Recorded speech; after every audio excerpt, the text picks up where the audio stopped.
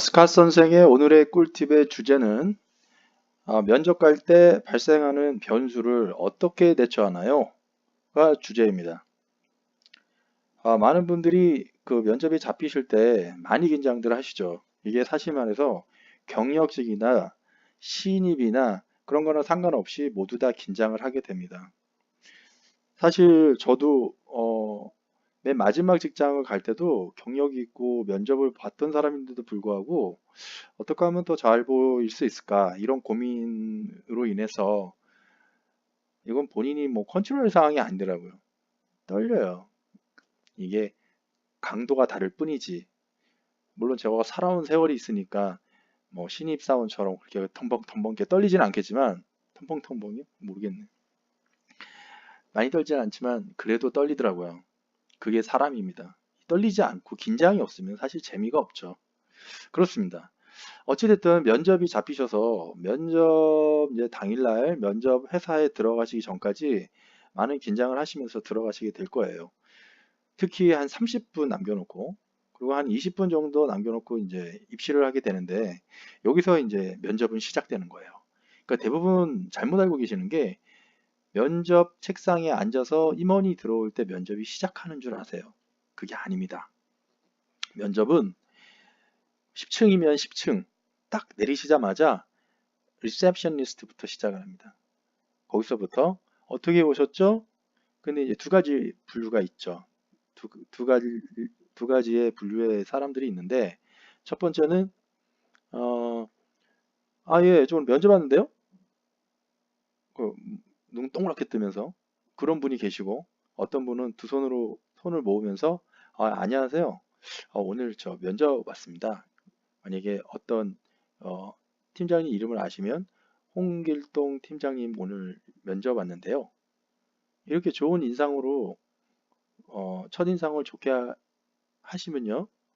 좋고요. 그리고 이제 그러면 따라오세요 하면서 이제 면접실로 안내를 해줄 겁니다. 그럼 거기 앉아 있잖아요. 그쵸? 근데 앉아 있을 때도 두 가지의 분류의 분들이 계세요. 그냥 멍 때리고 속된 말로 멍 때리고 그냥 가만히 이렇게 앉아 있거나 손톱을 이렇게 만지거나 좀 이렇게 자세가 삐뚤음하거나 이런 분이 계시고 어떤 분은 두 손을 가지런히 무릎을 붙인 상태에서 엉덩이를 허리를 꼿꼿이 피면서 웃는 얼굴로 이런 분이 계십니다.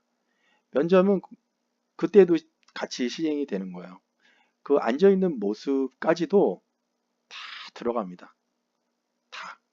이게 이제 리셉셔니스트 분께서 커피도 갖다 주실 때도 있고 아니면 언제 오십니다라고 하면서 들어올 때도 있잖아요. 그러면 그 얘기를 딱 하고 나가면서 팀장님한테 가셔서 오늘 HR 팀장님 만나면서 지금 면접자 대기하고 계십니다. 그러면, 네, 알겠습니다. 가겠습니다. 그러면 안 그러신 분도 있지만 대부분 친할 때도 있어요. 회사에서는 언니 동생으로 있는 사람도 있어요. 대부분 HR에 여성분들이 많잖아요. 그 리셉셔니스트는 100% 여성일 테고 언니 동생으로 다닌다니까요. 그러면 지금 오신 분 어때? 나 지금 오신 분 좀 어떤 것 같으세요? 그러면 개인적인 의견을 물어보잖아요. 그렇죠? 그럼 거기서부터 면접의 당락이 결정되는 거죠. 그러면 이렇게 하는 거죠. 아, 그냥 그래요. 만약에 언니처럼 친하면은, 좀 그런데? 아니면, 예, 그냥, 바르신 것 같은데요? 라던가, 그 한마디가 본인의 의사결정에 미친다라는 거죠. 그리고 그 미팅 장소에서 이렇게 앉아 계시다가 임원분이 딱 오시잖아요. 임원분이 오시거나 아니면 HR 팀장님이 오시거나 해요. 아니 담당자가 오시거나. 그러면 그냥 앉아 있는 것보다는 우리 아까도 말씀드렸지만 면접 시에도 매너와 예절이 필요하듯이 그날도 좀 일어나셔서 좀 오버액션이라도 좀 하시라는 거죠. 이제 먼저 좀 일어나서 예, 앉으십시오. 예, 아닙니다, 아닙니다. 그럼 주사 아닙니다, 아닙니다 하겠죠. 예, 그 이미지도 너무 좋거든요. 이렇게 앉고 아니면 그냥 가만히 앉아 계시는 분도 계세요. 그거보다는 좀 사람한테 피드백을 좀 주시는 상호죠. 인터랙티브하게. 그런 분들을 좋아하세요. 특히 영업 쪽에서는 특히 그렇습니다. 그런 부분도 평가 부분이 되고요. 그리고 임원분이 딱 오시면 일어나세요. 그냥 일어나셔서 앉으시면 앉겠습니다. 그러면 아닙니다, 아닙니다. 앉으십시오. 그러면 앉으세요. 그러면 먼저 앉으시면 앉겠습니다. 말이라도 아니면 그 앉으시라 그러면 앉으시면 됩니다. 거기서 이제 시작이 돼서 이제 면접을 아까처럼 뭐 영어 면접도 있을 수 있고 본인의 한글로 소개하는 부분부터 시작해서 업무의 스펙에 대해서 얘기하는 상황까지 가겠죠. 그 다음에 동점자가 발생했을 때요. 그 임원분 같은 경우에도 HR한테 HR 팀장님한테 떠넘길 때도 있어요. 거의 스펙이 비슷할 경우에는. 그러면 HR 담당자분께서는 연봉 얼마나 요구하는지 알고 계시잖아요. 지금 현재 얼마 받고 있는 것도 알고 있고. 그렇다고 그런다면 거의 비슷해요. 50보 100보인데 그 상황에서 예의 바른 사람 뽑아요. 왜냐면 제가 저번에도 말씀드렸다시피 회사는 정규직으로 뽑았을 경우에는 가족을 뽑는 거잖아요. 가족을 뽑는 겁니다. 입사하면 자를 수도 없어요. 계속 가는 거예요. 그러면은 우리 가족이 되는 사람이 한 마음으로 으쌰으쌰 할 수 있는 사람을 원하는 거죠. 본인은 으쌰으쌰한 마음으로 면접을 갔지만 본인이 무심결에 제 정문에 딱 오자마자 어떻게 오셨죠? 면접 하는데요? 나쁜 사례를 말씀드리는 거예요. 그럼 앉았어요. 다리 꼬고 앉아 있다가 딱 들어왔으면 HR분이 그냥 딱 보고 조금만 기다리십시오. 이사님 오십니다. 그러잖아요. 다 보고 있습니다. 그 평가 다 했어요. 들어가자마자 이력서 그냥 던져놨을 겁니다. 본인은 면접도 시작 안 했으니까. 본인은 임원을 만나러 왔으니까. 그렇게 경계를 두시면 안 된다는 거예요. 이게 면접 시의 최대 변수입니다. 나 오늘 면접 진짜 잘 봤는데. 면접은 잘 봤죠. 근데 의사결정을 하는 부분에서 HR에서 의사결정하는 게 60%인 데가 있고요. 현업에서 40, 70인 데가 있고 현업에서 30, 어떤 데는 현업에서 70, 80 하는 데도 있지만 제가 봤을 때는 HR이 파워가 제일 셉니다. HR분에게 만약에 한 3명 정도를 후보로 딱 던져주시잖아요.